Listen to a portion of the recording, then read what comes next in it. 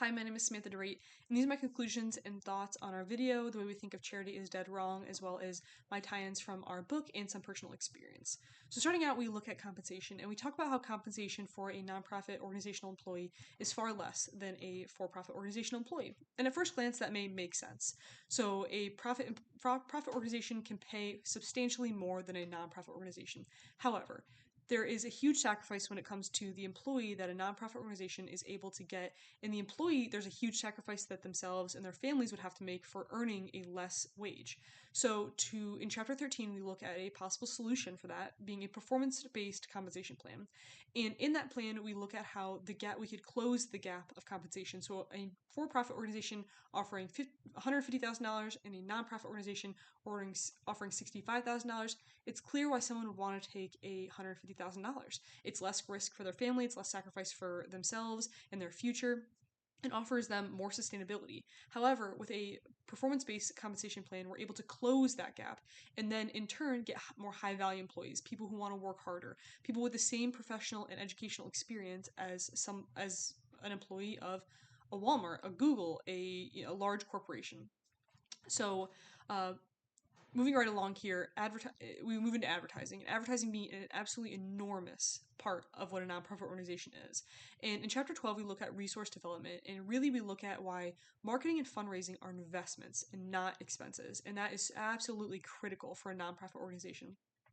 We need to see marketing and we need to see it as an investment into the organization, an investment into the future, rather than just an expense that we're incurring.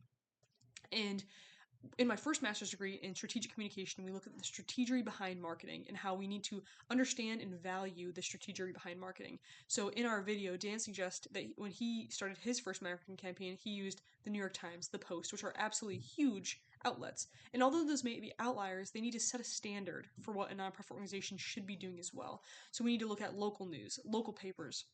We need to assess our audience and see what types of media, what types of what places, anywhere where they're going, we need to be at. So, for myself, working for Flag City Honor Flight, we charter veterans from Findlay, Ohio, out of Toledo, Ohio, to Washington D.C.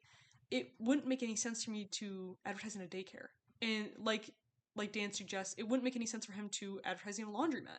It's not the audience that we're looking for. We need to be strategic with our audience. We need to know our audience, and we need to invest in our audience, in our stakeholders. And moving along to taking risks on new ideas. In chapter 9, we look at mitigating risk by being strategic. So being strategic will mitigate risk by understanding our audience and understanding where we're putting our values, where we're putting our advertisements, and where we're funding into. So for a nonprofit organization who has less capital, who has less time, who has less resources than a for-profit organization, we can mitigate our risks of bad turnout. We can mitigate our risk of wasting money. We can mitigate all of our risks by being strategic and understanding our audience, understanding where we need to implement change, understanding really where we can implement new ideas for growth. And in turn, we can grow. We can harbor new ideas, and we can take on more and more, and then in turn also get more capital. And then moving on to my last point here, time. So as Dane suggests, people have a lot of patience for-profit organizations. When Coca-Cola, Walmart, Kroger, when they make mistakes, they may see a few bad media relations, and people ultimately will move on. People will ultimately forgive them, and people will still support their organizations. For a nonprofit organization, it's not the same. People don't have as much patience. People set a higher standard of performance that is necessary for a nonprofit organization. And in chapter 7, we look at measuring performance and having honest accountability. And that also reminds me of my first master's degree in strategic communication and public relations, where we need to be honest with our stakeholders. And in chapter 7, we look at how honest accountability and measuring our performance will help us build better relations with our stakeholders, better relations with our community, better relations with our audience that we're attempting to market to invest in.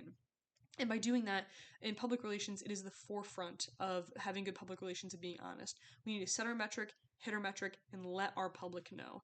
And that will continuously build relations with our audience and let people know of an organization, have people want to be surrounded by our organization, volunteer, work for, be a part of our organization, and it really, really fluffs up what we have as an organization.